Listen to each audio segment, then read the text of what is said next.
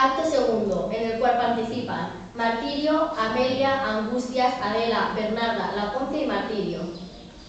¿Qué te pasa? Me sienta mal el calor. No es más que eso. Estoy deseando que llegue noviembre, los días de lluvia, las cachas, todo lo que nos queda este verano interminable. Ya volverá y pasará otra vez. Claro, por cierto, ¿a qué hora te dormiste anoche? No sé, yo duermo como un tronco. ¿Por qué? Por nada, pero me pareció oír gente en el corral. Sí, Deberían ser... No, las gañanes no son. debíamos tener cuidado. ¿No serían los gañanes? No, los gañanes no. Llegan a las 6. Hay que prevenir. No digas nada. Quizá una mulilla sin desgravar. Quizá.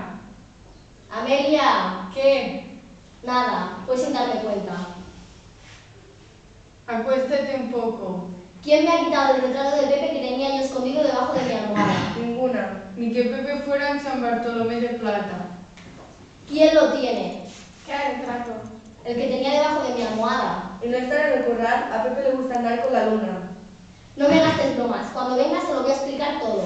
¿Por qué aparecerá? ¿Pero quién de vosotras lo tiene? Algunas todos menos yo. ¿Qué escándalo es este? En mi casa y con el silencio del paso del calor. Estarán las vecinas con el pelo pegado en los tabiques. Me han quitado el retrato de mi novio. ¿Quién? Estas. ¿Cuál de vosotras? Contestadme.